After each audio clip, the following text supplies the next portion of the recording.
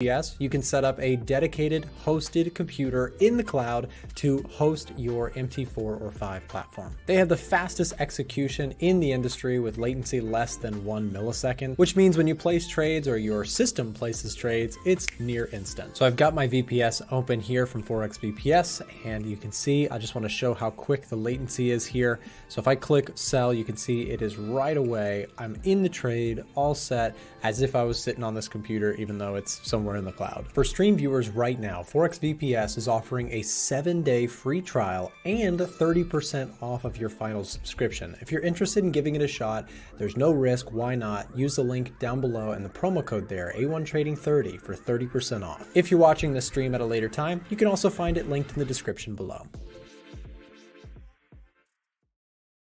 All right, and we are back for our segment with Chris. Hey, Chris, how's it going, man? It's going great, Nick. How are you? Happy Monday. Good. Happy Monday to you. You know, it's always the old expression is most people hate Mondays, but traders don't always hate them unless you're on the wrong side of the market. I was wishing that this S&P would drop a little bit further. Chris, what are you watching for? This week is huge, man. We got the dot plot from the Fed. We've got you know, the press conference, see what Jerome Powell's thinking about with all this hot inflation numbers, but the economy's slowing. What is your game plan for this week? I'm really curious to hear what you've got for us.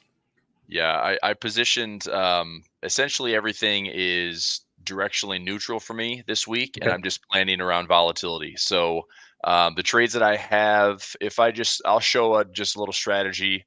I was chatting with Frank offline a little bit. So I positioned for basically this is the SPX. I did the same thing on the XSP, and all it means is when I first put this trade together on Friday, we were trading around 51.20 in change when I did this like end of day Friday. So this is where we were. This is where we're currently sitting. I'm watching this live, and right now I've got about $100 of profit on the trade. That's fine. That's not good enough though. I mean, I paid like $13 for the debit. A dollar is not that interesting to me. I know there's a ton of volatility that's likely going to sink in this week. I don't think we're going to stay in the dead zone. This is my weak spot in the trade. Got it. So what I'm looking at is if I was surprised to see today's gap as well. Nick, did you also see that there's a giant AI conference kicking off this week? Yeah, I saw that, and I saw the NASDAQ up, and then when I dug into why Yes. is the NASDAQ up, seems like that has some correlation there. Yeah. So So yeah, again, I just look at that as like it's noise, and maybe that's what the market's all excited today. But are we taking out highs? Not yet. Are we taking out recent lows? Not yet. So I think we're just gonna have to let the week unfold. I mean, this position, for example, if there's follow through to today's movement and we push up here towards like 50, let's say that the SPX is trading, 5175 or 5200. I'm gonna start, hitting this first peak of profit. I'll take the whole trade off today if I have to. So, so if you get my a max. run up on the S&P, you just Correct. cash out, take the profit I'll before just take the the profit. I'm next. not, and I won't even reposition for it. I'll just take the profit, call it a day. I still have positions running on the XSP. I have positions running on the SPY as well. So let me return this back here. So trades that I'm in. So SPY, pretty neutral. I mean, if we poke the highs this week, if we poke the lows, I'm going to make some profit there. I was kind of hoping that we'd have a big enough week where let's just go to the weekly time frame. The SPY's been averaging about $10.77 on a weekly time frame. So I'm hoping that we can at least get that, at least get a $10 move this week. So, with last week's close around 509 or 510, to the downside of that, that puts us up towards 499. To the upside of that puts us up towards 519. Here's one thing we have to consider. If we closed at 509 and we push up 10 points, that pushes us up to the same highs that we have yet to break. If we push down to the lows, that's certainly where the market's a little bit more vulnerable. Where if we get into 500 or lower, now we're talking, trying to fill that NVIDIA price earnings gaps that we had in the SPY. It's like 503 to 497 on the SPY on the daily time frame. And obviously, if we're on the right hand side of the trend line, that gives the bears a little bit more confirmation to possibly run this correction a little bit deeper. I still think a 3 to 5% correction is healthy and needed. I could be wrong. Maybe the worst case is we're going to dip 1% and then the market buys the dip immediately. But I still think the correction technically is needed. I like to see 3 to 5%. And the reason why is I don't think Powell's message is going to change that much. I think, if we have our FOMC session on Wednesday with the press conference and everything I mean, Wednesday is going to be a busy day for you as well. I mean, you've got the FOMC session, plus you're jumping into the trading battle at 3 p.m. Yes. So it's going Chris, to are be a you crazy. in that? Are you a part of that trading battle? Yeah, I'm I hosting threw for you your guys. name. You hosting. Okay, Yeah. awesome. Yep. Man, that is going to be a fun stream. We've got Fed meeting, and then following that, guys, we're doing a trading battle, which if you've never been a part of a trading battle, they're really fun. And Chris, I think I told that team over that's taken over for a trading battle, I told them, I think we're gonna smash some records for them, because we are literally going to bleed this stream together. Yeah. You, me, Frank, the whole gang, bleed it into Boris and you and me going into the trading battle. It's going to be a really exciting week. But let me also say this, Chris. So for people in the audience who are kind of like wondering, a lot of you guys have not traded options before or heard it before. What I think is fascinating here is, in layman's terms, Chris is basically setting up for a big swing either direction this week. He could make some money. And that's really cool, because if this market just snaps back, breaks through the highs you just mentioned, you're going to go ahead and take profits on your position. And if we get a huge downswing this week, let's say the dot plot comes out unexpected. So you're basically just positioning for, you think there's going to be some high volatility. And with the VIX so low, relatively inexpensive to do some of those trades, I would imagine, right? Just because the VIX is low, doesn't that decrease the cost of buying some of those options? That is correct. When the VIX is low, it is better to be an option buyer. And that's the thing, is we might see that the VIX spikes, and Yep. you can play it both ways, where this week it might benefit me to be a buyer because that volatility, plus we're at low prices. I get a decent bid and ask on some of my option plays. But let's say Jerome Powell, rattles the cage a little bit, and the VIX, spikes up here towards 18. I mean, 18 to 20 plus is, it's a expansion in IV, but typically what we see is that expansion in IV quickly contracts. And Mm. I think that the markets are so bullish right now. And I think even in another thing, let's talk long term for a second. Let's talk out to this year. I Mhm. consumed a ton of content this weekend and last week, and I talked about this a little bit in my trading rooms last week. I think and I'm listening to a lot of smart people that are like, okay, this market's a little bit over its skis and long in the tooth, and they use those phrases a lot for, like, I think a correction is needed. Now, it'd be Mhm. one thing if I was a doom and gloomer, and I'm just trying to say, like, the market needs to correct and this is going to be the worst crash ever. But I'm not saying that. Right. I'm positioning a Right. lot of Right. my trades on, I just need price to go up a little bit or down a little bit. I'll make some money. Price goes Mhm. nowhere, I can make some money. That's fine. But with a week like this, a lot of volatility. We have quarterly expirations next Thursday on the 28th. But what's interesting is I don't know what the Fed wants to do, and nobody Sure. really does. I mean, the market expects 2 to 3 rate cuts this year, and it's still priced in by the end of the year. The CME Watch tool has the Fed sitting around 4.5% by December of this year. That's still going to be a 75 to 100 basis points move. Now, Mhm. I think the Fed can be reactive on something that's not necessarily its own doing. So I started talking to Ivan earlier about the Japanese yen. I think that the Japanese yen could be the bigger factor going into the end of this year or into next year, because we typically have seen these carry trades unwind after about a 2-year period. And Mhm. if you think about March 2022, when the Fed started raising it, and the JPY piggybacked on that with doing nothing, by the way, they just kept Right. interest rates the same at negative point 0.1. But that carry trade started and initiated in March of 2022 as far as the direction. But then Mhm. brokers and liquidity providers finally offered it to us as traders in early 2023. So if Yep. we unwind it now, I think that the Japanese yen is way too early to be looking for tons of JPY strength, at least Yep. sustainable strength. So I could be wrong, but my thoughts are, Japan economy, US economy, kind of on similar wavelengths as far as debt fueled rallies. And the Nikkei's finally had a 1% gain the last 34 years. Congratulations for coming back from a massive Right. drawdown. But at least it's showing promising signs, and I don't think that the Bank of Japan wants to disrupt that either. If all of a sudden they strengthen the yen Yeah. and the Nikkei gains all of a sudden are eroded very quickly, I think that ruins a lot of investor optimism. That ruins a lot of positioning that they've seen for the last 9 or 10 years, where you have gains that are wiped away very quickly. So Yeah. anyway, all I'm saying is I think that the Fed, if they're going to be reactive this year, I think that that potential black swan could be the unraveling or something with the BOJ that the market's not necessarily pricing in yet.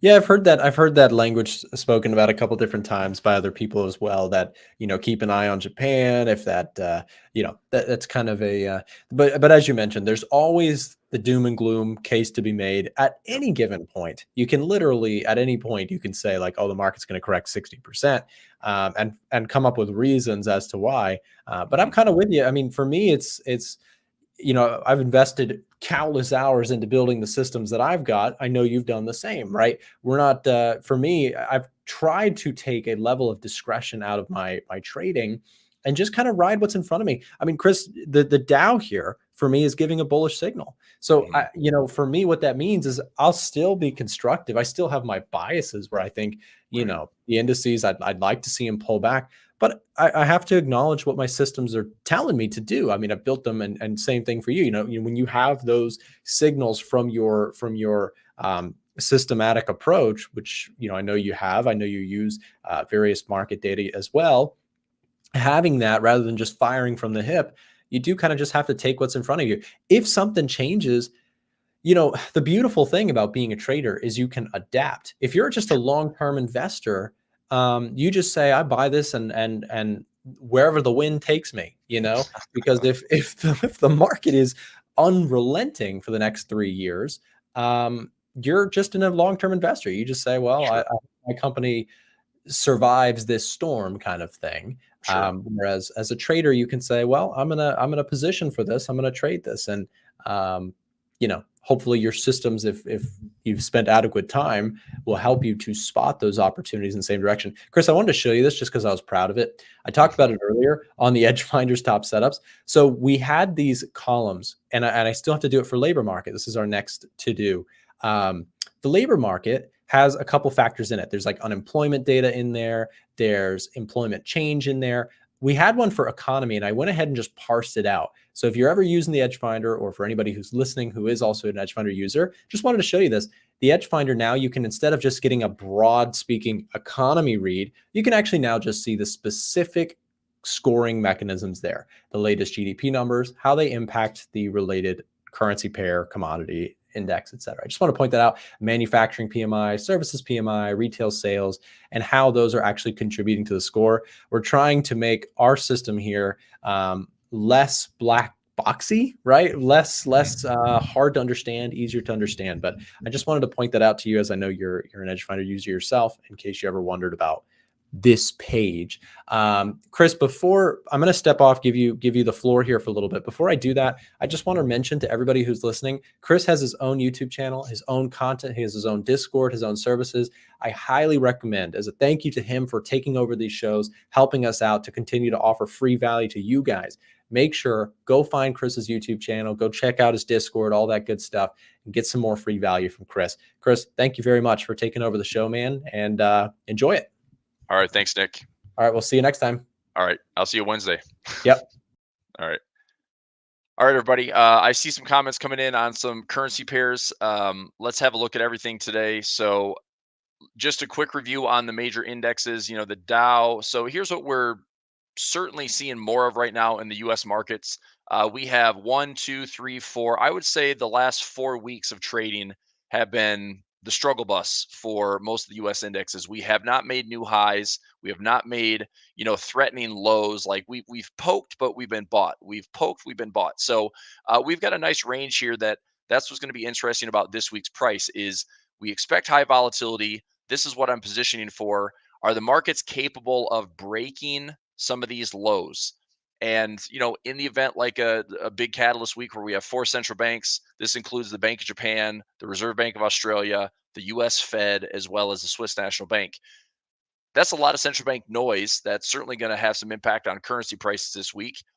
If you think about the rates and what's expected this week, here is the BOJ policy expected to stay the same at negative 0.1%. So no change.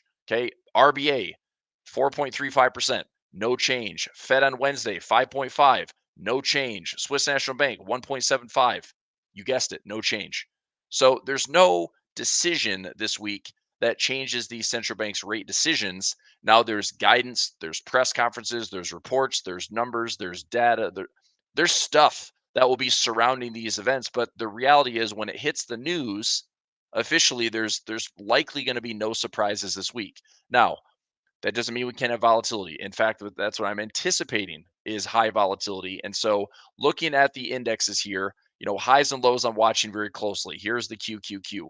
Highs and lows I'm watching, right? The SPY, highs and lows I'm watching. The fact that we gapped higher today, um, interesting. I really was thinking, okay, we had a pretty rough day on Friday last week. We sold off to finish the red, the high wick in a little tiny red sliver of a candle last week in red. But the gap higher today, I think, just kind of resets and repositions everything. Where today we sit right here, and give me $9 or $10 for the week. Do we go up $9 or $10 here on the SPY, $9 or $10 here on the SPY? That's essentially what I'm trading for. So I will be watching my positions carefully. The list of trades that I have, and I'll go into some requests here in just a moment. But the list of trades that I have. So I'm on SPX this week, SPY, QQQ, DIA, IWM, and XSP. These are all positions that I have that are index related. Okay. All I need is a little bit up or a little bit of down, and I'll carve out some profits. I'm probably looking at like 10%, 25% profit targets this week to be very conservative. If I want to, wait a little bit longer for like Wednesday's Fed to roll in before we get closing bell, see how the market gets shaken up a little bit with Jerome Powell on Wednesday, or maybe it's pre-Fed. We've seen some movements where it's pre-FOMC and the market's already decide to kind of go one direction, and then it gets neutralized by the Fed. So if I am in position running up to the Fed on Wednesday afternoon, I'll probably start taking some profit if I hit those profit targets. Like I said, 10%, 25%, pretty common. That allows me to kind of trade with a high probability. So anyway, those are positions that I'm in right now. Time frames, yen pairs. We'll take a look at some yen crosses. Do I trade shorter time frames? When it comes to forex trading, I'm typically like a 1 hour, 4 hour type trader based on daily and weekly structure. When it comes to options trading, I like to position for the week, and I'll manage that trade kind of start to finish. Obviously, I'd like to get out of the trade as quickly as I can. If I float this out again, this is showing that I'm in profit right now, which I am. But it's not a huge profit. I paid about $13.30. Right now, the trade's trading for about a mid of like 14.50, 14.60. So I'm up about a dollar, let's say $1.30. Okay, I'm up about $1.30 on a 13.40 debit. So if I do the math on that, you're going to see it's right around that 10% profit target. So I'm up $1.30. I paid $13.40. I'm up about 9.7% on that investment right now.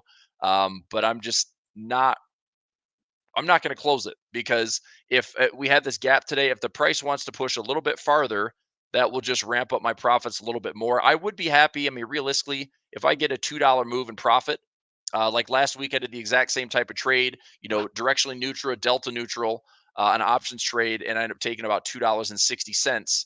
And that worked out to be about a 19 to 20% profit. So if I take $2 out of a 13.40 debit, that's that 14, 15% level that's right in between, right? 10%, 25%. If I want to be conservative and take it off later today, I think I would just take it and be good with it. But I'm watching these levels carefully. Okay. Let's talk about some currencies. Ron,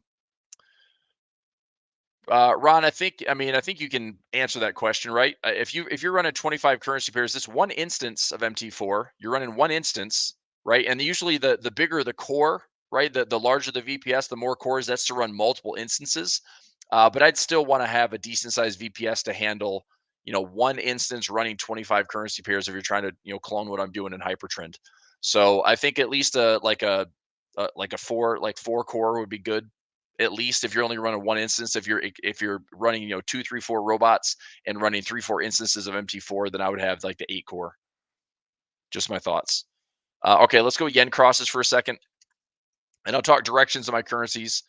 So dollar yen this week, we're looking at a recent high, recent low here. We're sitting right in the middle as we have a super volatile week ahead. Look, I'm honestly not that interested. I took a buy trade on the dollar yen, stopped myself out with a small loss. I think that the true selling in the yen cross for me is when it's super obvious. If I'm trying to get in here and try to pick my tops right now, I think it's just too noisy. So be careful on the end crosses. The one thing that is like amazing, it's amazingly tricky about the end pairs, because when you trade them and you get proven right, you look at your chart and you're like, it's so obvious what the yen is doing. But when you're in the trenches and on smaller time frames, it is so noisy that it just can be a nightmare. Like highs and lows are being tested. It seems like it's low volatility. You want to range trade the yen, and all of a sudden we have these massive 1,000 pip breakouts that won't stop for months and months and months. So my point is this: if all I'm doing is watching the yen right now in the weekly time frame, this is where the big sell-off is. We've got to be on the right-hand side of that trend line, right? So realistically, even if the dollar yen were to dip back down here, I think that still offers a chance to buy the yen or buy against the yen one more time until we come up and retest these highs, possibly, run some stops at these highs and make the pain trade a little bit more painful, as this carry trade is not going to unwind yet. That's my thought, right? Now, if we break this level, and we break this trend line, I mean, if we prove that we're down here breaking this low, I will look, stop losses reasonably above these highs. I mean, position for it, take small trade sizes. I'm doing this in my own trading rooms right now where, look, I'm willing to take trades on the Japanese yen. We're in the Swiss yen short. We've taken some stabs at the dollar yen. I mean, if it's a good trade, I'll still take it. But what I refuse to do is get heavily positioned and heavily biased on the yen crosses. So my trade sizes are really small. I'm literally trading micro lots on the yens, because I'm like, look, if I'm going to take this, massive 2, 3, 4, 500 pip stop loss, I'm going to trade a micro lot. I'm going to lose $50. If I'll trade a micro lot, I'll lose $100. That's it. Like, I'm going to keep my trade size so small that the risk is almost insignificant. And if I'm right, then yeah, we can go for big reward to risk trades. I mean, this is a good example. If we're right, this trade is, 2,000 pips. There's plenty of pip potential out there with better confirmation. But what I'm not interested in doing is trying to survive, day to day, week to week on yen crosses when this is going to happen, or, just lots of noise. So, like I said, be careful on the yen crosses. If I go to some of the yen pairs, Aussie yen, for example, has Aussie yen broke the structure yet? No, it has not. So why would I force sell trades on this without having trend line confirmation? If we break the trend line and we go down, plenty of downside potential, right? 96 down to 86. That's 1,000 pips. If we have confirmation, I'll trade it, but we don't. And part of me thinks that we just tested the trend line. We're going to go back up and poke the highs. So I think that if you're still looking at this from the longer term carry position, and that unwinding is not going to happen yet, I would rather be trading against the yen versus favoring yen strength. Just my opinion. Okay, CAD yen, same thing. CAD yen is certainly a little bit more vulnerable. Oil's been up, so it's surprising that the CAD yen has dropped the way that it has. I'll say this: if we get into this zone, I think that the CAD yen has some good downside potential. Couple of levels to go after. A stop loss would be important to have. That's it, right? Like, it's not that complicated. It's just, where's the clean trade at? So just think about that. Where's the clean trade at? The yen pairs, when the dust settles, you look back in hindsight, you're like, why did I trade against what I see on my chart? Just trying to make it simple, So I'm not trying to complicate the yen crosses. I'm trying to trade them small. If we're right, let's get paid. If we're wrong, we lose a very little bit. It's going to be something we just move on, And truthfully, I think there's other good trades out there that don't revolve around the yen. And I think think about how like highly anticipated these yen stuff is. Everybody's looking for the big move on the yen. It just doesn't happen that quickly. I think that if I'm putting some time, if I was going to put timing on this, I would say that we're probably going to have something happen around like November, December of this year, because it's going to be pivotal on the election. We're going to go into a new year in 2025 when there's way more stuff that can unfold. The U.S. gets through an election and starts a new administration, or starts current administration for a second term. But the reality that we've seen, from just 2020 to now, has just been crazy. Like, the markets, if you've been trading the markets in any capacity the last 3 to 4 to 5 years, like 2019 to present, you have experienced some stuff where I would say that type of, I've been trading for over 20 years, and so for me to look at, like, you know how many environments could a trader experience? Well, if you've experienced the last 5 years, up, down, sideways, volatility, highs and lows, all sorts of wild stuff, intervention, manipulation, booms and busts, all this has happened the last 5 years. So it's interesting. Like 5 years has been such this concentrated case study and experience of, man, what was it like to trade through the great financial crisis? Well, I did it. I mean, I was young as a trader. It's like I was, 7, 8 years into passive investing and just cut my teeth in forex for the first time, and I traded through the great financial crisis. Right, .com when I first started trading. Okay, fine. It's like none of that really resonated with me. Like I mean, 20 years of market experience now, I would trade it differently. Right, I survived it. I kept trading.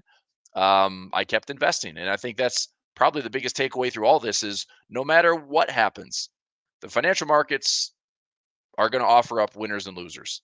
And like Nick said earlier, we as traders need to stay dynamic. I'm not trying to put on this like big bias and this big stubborn thesis where I have to be right. Traders have their ego checked all the time in these markets because you could be dead wrong. And I'm happy being dead wrong as long as I'm out of the trade and not letting it hurt me any further than it already did, right? Take a calculated risk, take a defined risk. If you're right, awesome, I expect a win. If I'm wrong, get out, be done with the trade. Don't let it, question your strategy. Don't let it question your motive and ability. It's like just move on to the next trade. Be Ted Lasso says it, right? Be a goldfish. I think he says that. So anyway, that's it. All right. So CAD yen, if we break below, 10, let's say 108.50 or so, I'm thinking there's a little bit more vulnerability to the downside. But again, if it doesn't do that and we go up and we poke these highs again, don't be surprised to see a weaker yen. Okay. Swiss yen. I am currently short on the Swiss yen at 169. This to me is one of my better technical setups on the yen crosses. Now, again, I could still be wrong on the trade. I have a stop loss above this high. Okay, I'm at 169. I didn't put my stop loss to break even yet, but I have an entire strategy on the Swiss franc. Right now, I'm against the Swiss with positive swap. The Swiss yen is not positive swap, which is why this trade kind of sucks. But the reality is, if it's good with volatility and the Swiss gets weaker as we head into this pre-summer push from now until end of May, the Swiss yen could be a nice little unraveling here. The Swiss in general could be a nice little unraveling, and we possibly set up a really nice head and shoulders pattern or something that's bearish. So let's say we creep out this top here and carve it out, and we push down and we break this structure. This could be an excellent head and shoulders trade, a massive topping formation on a weekly or monthly time frame. And from there, look, it might take months to play this pattern out, but I think with the pattern in and the higher time frame, it could be a really nice self-fulfilling prophecy. So I do like Swiss yen as one of my favorite yen pairs. The crappy part is that it would be a negative swap trade. So if you took the Swiss yen, the good thing is going to be high volatility and lots of pit potential, but getting charged every day to hold a position is a little bit costly when it comes to holding position for maybe a month or two or three or whatever it takes. But this is one of my better setups as far as if I'm right and we hold out this top and we work our way back down towards 162. I'm looking at about a 700 pip move with my trade, and then I'll start taking some profit. Look to fade that type of move and continue this topping pattern to trade it down to measured moves. Really simple. If we have a high to low, I'm going to measure a lower high to lower low and a lower high to lower low. I'm going to go after 3 to 5 waves of this type of trade and try to measure those impulse moves in my favor. And take a chunk of profit here, take a chunk of profit here, take a chunk of profit here, and then I'm done. And that's it. Okay. So that's the Swiss yen. The euro yen, same type of thing. We flirted with the trend line break. You see it didn't happen yet. The pound yen, I don't really love the pound yen at the moment outside of this. Watching kind of this structure really carefully, it's an interesting price action right now. I just don't love it. I think we have some kind of odd broadening pattern, but I don't know, not my favorite. New Zealand yen, kind of like the Aussie yen, we're not breaking structure yet. You can see there's a buying opportunity right now. Again, tight stop loss, right? If you're buying this and going north, that stop loss is very tight. If we breach that level, sure, we can open up the floodgates to the downside, but that'd have to be a quick unraveling. I just don't think it's going to happen quite yet. Dalian, we already did. I'm seeing a lot of, please, gold, gold. All right, we'll talk gold. Look, I'm bullish on gold. Right? We've had a light participation, but a crazy bullish run that I think the posture is legit. I think the close for the first time in a long time since the highs here in August 2020. I think gold is trying to tell us something. I'm not exactly sure what it is, but I'm following price. And so all I looked at was this. We took this low, we took this high. If we have any pullbacks, this is my halfway point for a measured move. And this is, so I'll put a half right here. And this is my full move. So all I did was measured this range and projected that move all the way up. I took half that range and projected it right there. So all I'm doing is looking for a chance to buy a dip or get a, bullish move and a flag, and then we're looking for some follow through on gold. So I'm hoping that gold continues to head higher. Invalidation levels for me, as long as we don't dip below 2070, I'm still going to remain pretty bullish on gold. Obviously, total invalidation would be around 2000. But I'm positioned for GLD. I'm positioned on gold with options. I don't own the shares. I don't own the shares. I'm just trading the derivatives. Okay, but I'm looking for price levels. 2270 to 2300. Full measured move around 2470 to 2500. Okay, silver has been outperforming gold the last couple of weeks, and silver, same type of thing. It's not quite there with this wide open obvious breakout, but this run from 22 to current price, I would love to see silver do this. If silver breaks above 26, I'm looking for this move to get back to 30, and my first real wave 3 symmetry is up to 35. So this low, this high, all this has been corrective, right? If we break above this, if we're starting to put in, a trend this way or even a channel this way, I'm looking for that bulls to maintain their posture and get back to 35. Now, this could run a lot faster than that too, right? We break above here, we run to 30 plus, maybe we pause or hesitate just briefly at the highs. But if we have that big blow off move like we had in gold and silver all of a sudden catches up, I think 35 is in the cards. So I do like silver and gold long this year. I said that late last year in Q4. I said that going into this year. These are two of my favorite technical trades right now, and they're starting to work out really nicely. And I'm just trying to keep and maintain the positions for it. Okay, so I like silver and gold. Bitcoin is having a bit of a pullback. Yes. So we're at 66.9 right now. We had pokes around like 73 and change, almost 74,000.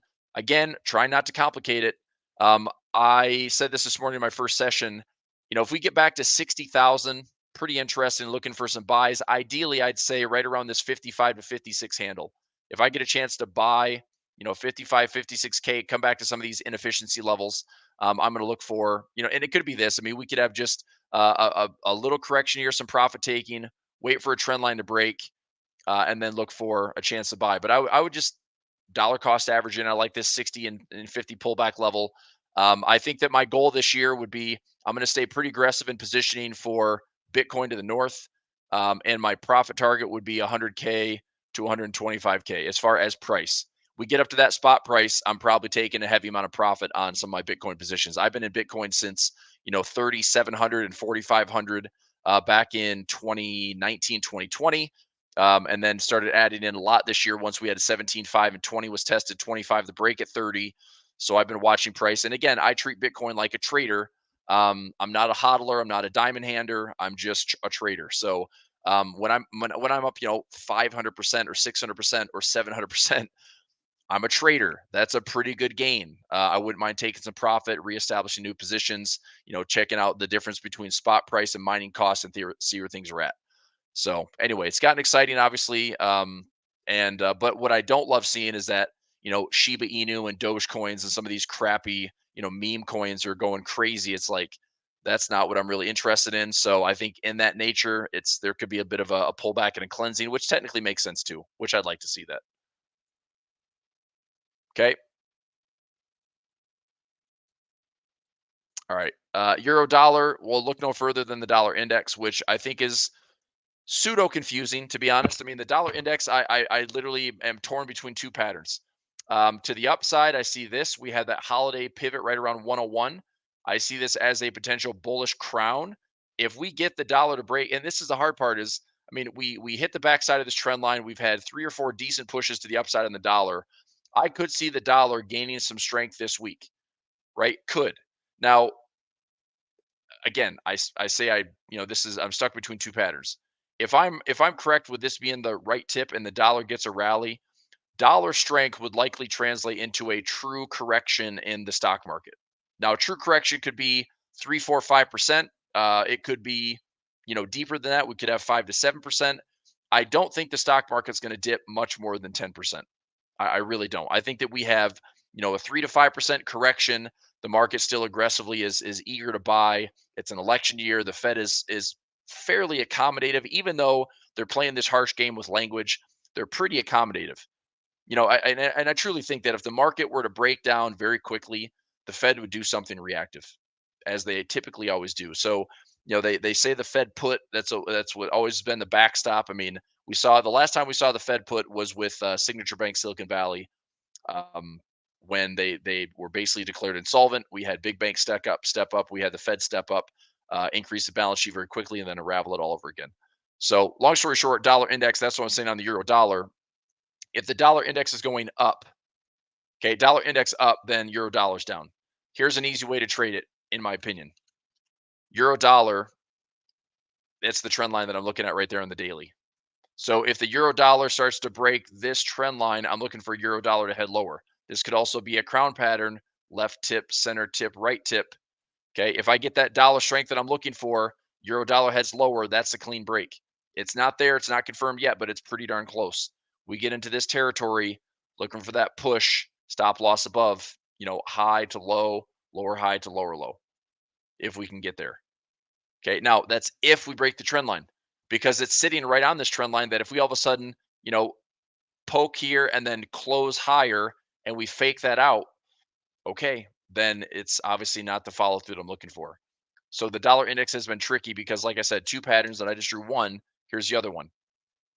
So this was pattern one. Looking for that trade to head higher. Here's pattern two.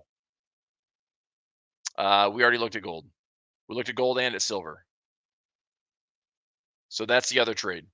If dollar is weaker and we can't break above this yellow box again, so this is resistance, resistance. If we have left tip, center tip, right tip, and the dollar gets pushed lower, I don't see the dollar necessarily going back below 101 or 100.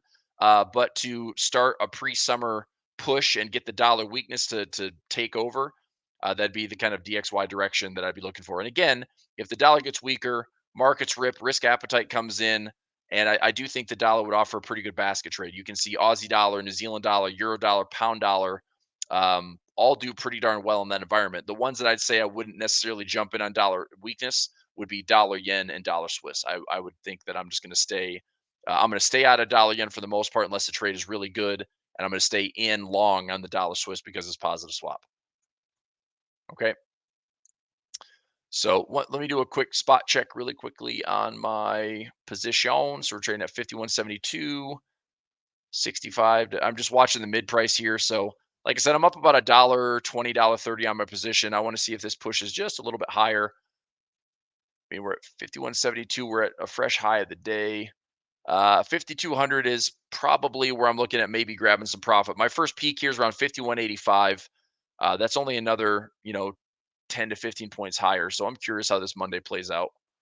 But anyway, that's on me. So that's it. I mean, looking at the A1 setups this week, we've got some good trades. Euro Aussie, I like that direction. I've been bullish on that one. Euro New Zealand, I'm bullish on that one. Euro Pound, I want to check Euro Pound. Euro Pound, I think, is a really good looking trade if we start to get a break. So Edge Finder might be calling a little bit early. But if you can see this box right here, this is a pair that's super boring as far as pips and volatility. But if we get a break above this, I like that Euro Pound. Edge Finder already has it bullish on a score of 6. And technically speaking, if we break above, let me see that price point here. We break above 85.75. Let's say 8600. I mean, that almost looks like, man, as you're losing pips, but it's only about a 25 to 30 pip difference. Anyway, if we break above this, I like that trade going back up. So if we hold these levels, get a nice clean breakout on Euro Pounds, I would look for that range to come back in. So from it's not a lot of pips. Like this literally is like 100 to 150 pip breakout, but I think the setup is pretty clean. Pound New Zealand, that went back to neutral, but I'm still actually I should probably take profit on that one. Pound New Zealand, I was up on 150 pips last week. We're probably, I don't know, we're going to pull back. We're in at 204.60. We took some profit. We got back in for a little break in this consolidation at 207. We should be up some pips on this. So anybody that's in my flex trading room, I might throw this in Telegram. I'll probably take some profit. We were long on the pound Aussie, long on the pound New Zealand, long on the euro New Zealand. If collectively that's up like 300-400 pips as a total, I might just take the profit and call it good. Dollar Swiss, and then somebody's asking, yeah, brah. Okay, chill, dude. Gold, we already talked about it, man. So come in on time and watch this stuff. 236382. I'm looking for gold to give me some pullbacks and looking to stay long. I think gold is great. We get a pullback here, looking to stay long for a measure move to 2271. If we have a bull flag, it's this low, it's this high, little consolidation, looking for the bulls to take it higher. I'm long. It's pretty simple. Dollar Swiss, I'm long. I'm long, I'm long, I'm long, I'm long. Dollar Swiss, Aussie Swiss, CAD Swiss, Pound Swiss, Euro Swiss, I'm long. I literally dedicated an entire portfolio, an entire account to just trading against the Swiss franc for right now. So that's a class that I launched in September. It's still valid today. I've added a bunch of trades in. I did a 25-minute video just a week or so ago, and I'm going to build up probably 50 positions in this account between various currency pairs. It's 6 currency pairs I'm focused on. I'll probably build them up and add to my positions, get somewhere around 50 positions going long against the Swiss, and my goal is to try to double that account. So I like dollar Swiss long. It's one of the best swaps you can have in the market outside of dollar yen. But to me, this is a much better technical setup. I like dollar Swiss better. So that's it. I'm staying long. Where to? Well, I would love to measure a move like this. Let's say that the dollar Swiss does indeed, test this 92 level. Well, this is a larger reversal pattern. Okay. Any pullback and looking to reposition, measure that move. If it's a head and shoulders, measure symmetry, measure the neckline. There's a big fat pocket here, and there's these crazy 20-year highs that don't seem to break above parity or 102. So parity to 102 is my profit target.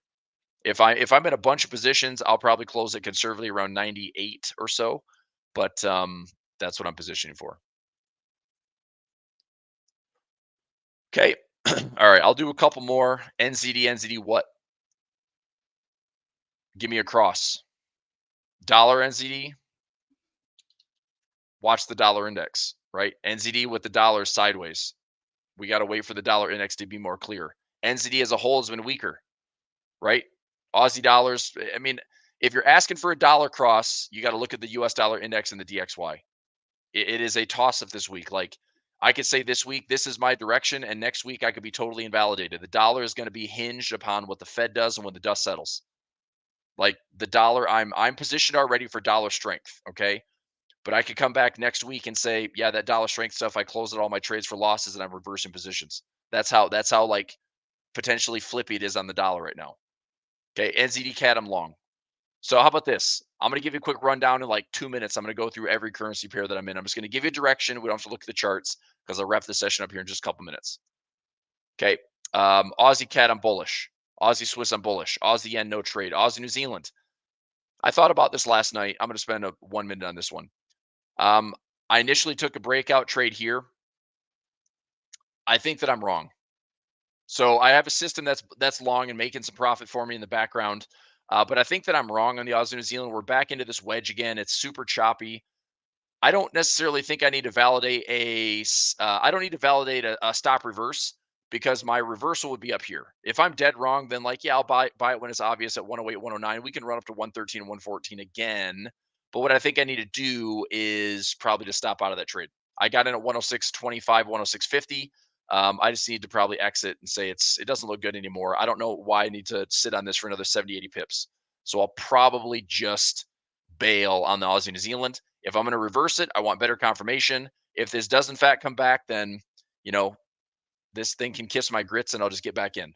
But I don't think I need to wait for this thing to like totally invalidate my position. So for any flex traders I have watching, I'm probably going to bail on the Aussie New Zealand and we'll reestablish something fresh and new around 109 with obvious confirmation. Or if it does come back, then I'll just revisit. We'll put in a better stop loss. Okay, Aussie dollar. I'm currently short on the Aussie dollar, but that is, like I said, coin flip on the dollar because I'm very curious if I need to pivot on the dollar pairs. I'm looking for dollar strength. If I'm wrong, I will exit all of my dollar strength positions, no problem. But I'm right now I'm short on the Aussie dollar. Okay, CAD Swiss, I'm long and staying long.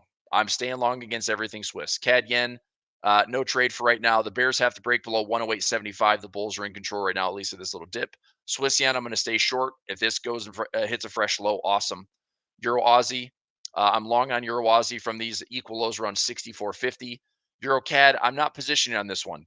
I'm CAD Swiss short, which means if I'm correct in that direction, if this goes up, that means that this pair should go down. They're inversely related. Now, I could see the Euro CAD doing this. Coming up into this pocket zone, we could hit into this pocket that's a supply zone and then start to turn from there. But I don't really like how this is very indecisive at the moment. Realistically, if I'm going to get my CAD Swiss and Euro CAD to align, I'd like to see this pair actually break and go south. But I'm not trading it right now because I'm just holding my CAD Swiss. So I don't really have a Euro CAD position at the moment. Euro Swiss, you guessed it, I'm long. And I'm long and I'm long and I'm long. This is another one that could offer up a massive profit potential. All the way back up here towards 1.01 would be excellent. I'm trying to get bullish on this one, at least to 1.01, but ideally all the way to 105. Euro pound, I talked about this one earlier. There's a little range trade. So if we break above 85.75 or 8600, get long for 100 pips. Euro yen, it's got to break the trend line to be a bear. Right now it's a buy on dip and tighten up the stop loss. Euro New Zealand, I'm bullish. Euro dollar, I am currently short on euro dollar and I'm just holding for right now, but I will pivot and flip that if I need to. Pound Aussie, I'm long. Pound CAD, no trade yet. Bears have to break this trend line. Bulls have to prove a break above 73.50. Neither have happened. So no trade on Pound CAD. Pound Swiss, I'm long. Pound Yen, be careful. I'm not in it. Pound New Zealand, I'm long. This one's probably good to take some profit. We've been long, like I said, since 204.60. It's up, 500 pips from our initial entry or 450 pips from our initial entry. And we took a little stab here around 207. Probably going to get out for a couple bucks and protect it. Pound dollar.